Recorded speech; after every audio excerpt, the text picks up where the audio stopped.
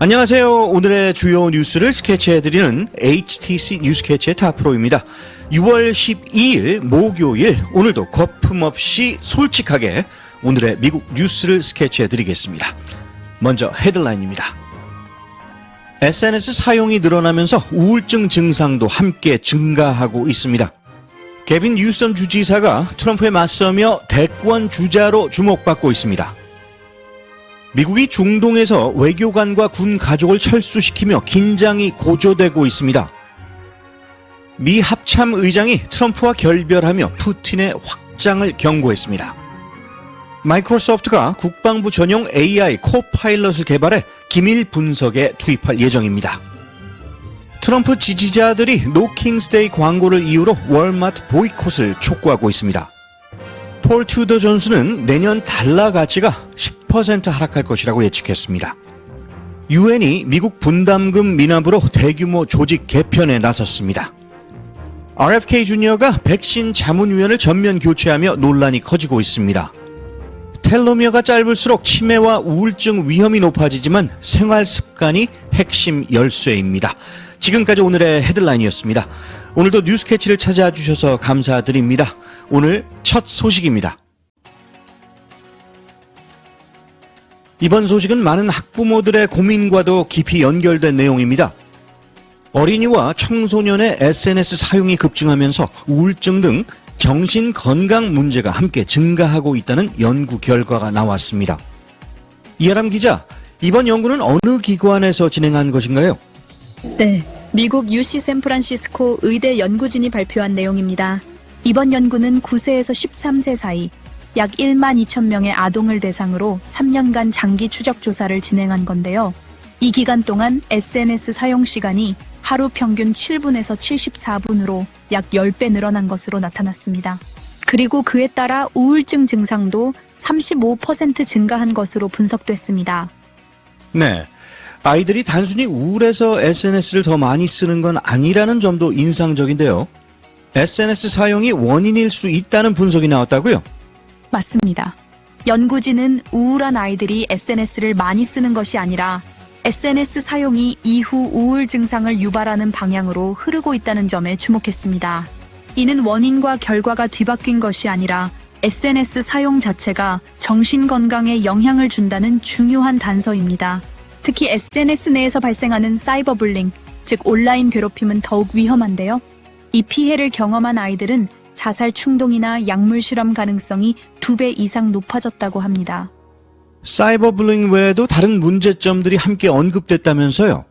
네, 연구진은 SNS 사용이 수면, 운동, 가족 간의 대화 시간 등 건강에 중요한 활동들을 대체하면서 간접적인 방식으로도 아이들의 정신건강에 악영향을 미친다고 분석했습니다. 실제로 조사 대상의 63%가 자기 방에 휴대폰을 두고 자며 17%는 알림에 깨진 적이 있다고 응답했는데요.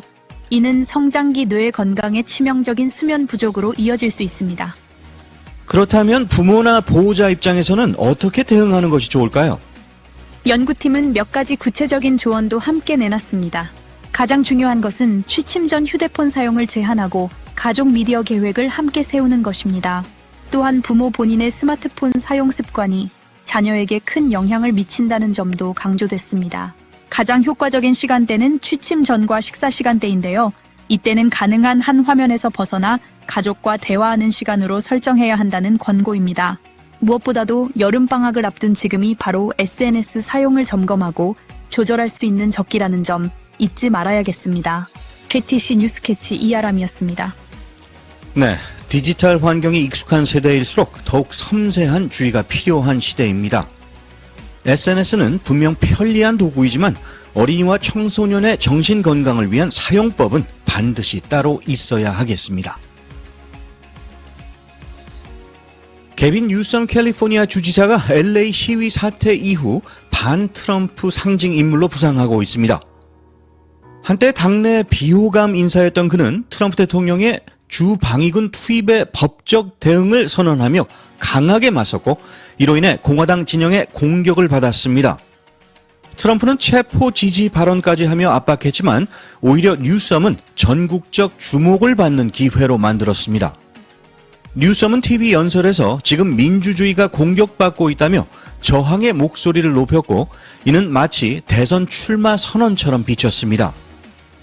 트럼프 측의 스티브 배넌조차 2028년 대선 출정식이라 평가했지만 전문가들은 앞으로 LA 시위의 전개와 뉴섬의 균형 잡힌 리더십이 그의 대권 가도를 좌우할 것이라 분석하고 있습니다.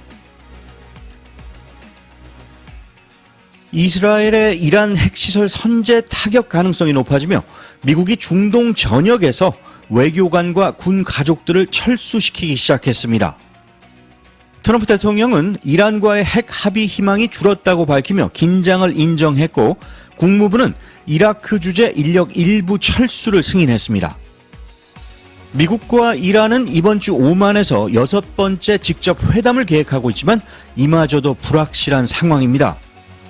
이란은 외교 해법을 강조하는 한편 IAEA는 이란이 무기급 농축 우라늄을 대량 보유 중이라고 경고했습니다.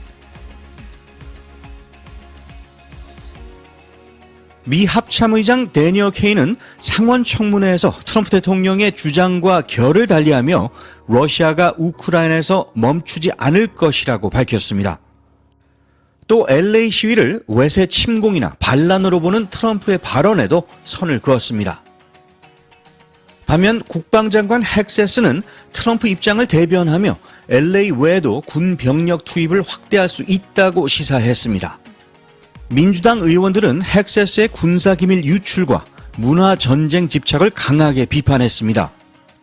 이번 발언은 미군 수뇌부의 이견이 본격적으로 수면 위로 떠오른 신호로 해석됩니다. 마이크로소프트가 자사 AI 챗봇 코파일럿을 미 국방부 전용으로 맞춤 설계해 올해 여름부터 도입할 예정입니다. 이 버전은 군사작전, 기밀 정보 분석, 시나리오 시뮬레이션 등 고도의 보안과 기능이 요구되는 환경을 지원하도록 GCC 하이 보안 기준에 따라 개방되고 있습니다. 미 국방부는 이미 100만 개 이상의 마이크로소프트 365 계정을 보유 중이며 코파일럿이 연동되면 마이크로소프트는 AI 기반 군사 지원 시장에서 압도적 우위를 점할 전망입니다. 마이크로소프트 고위 임원은 정부 기술 도입 역사상 큰 전환점이라고 강조했고 구글, 아마존, 오픈 AI 등도 국방 시장을 놓고 본격 경쟁에 나서고 있습니다. 월마트 상속인 크리스티 월튼이 트럼프 정책에 반대하는 No King's Day 전국 시위 광고를 뉴욕타임스에 게재하면서 트럼프 지지자들이 월마트 불매 운동을 촉구하고 나섰습니다. 광고는 대통령 이름을 언급하지 않았지만 헌법 수호, 법치주의 강조 메시지로 트럼프 정책 비판으로 해석됐습니다. 이에 트럼프 측 인사들과 보수 진영 인플루언서들이 보이콧 월마트 해시태그로 반발하며 공격에 나섰고 월튼 가문의 중국 관세 반대 입장까지 비난 대상이 됐습니다. 월마트 측은 해당 광고는 회사와 무관하며 크리스티 월튼은 경영에 관여하지 않는다고 선을 그었습니다.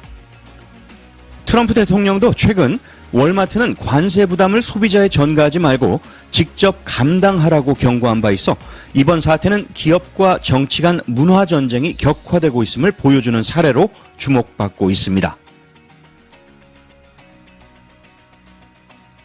헤지펀드 거물 폴 투더 존스가 내년 단기 금리 급락과 트럼프 행정부의 통화 정책 변화 가능성을 이유로 달러 가치가 10% 하락할 것이라고 경고했습니다.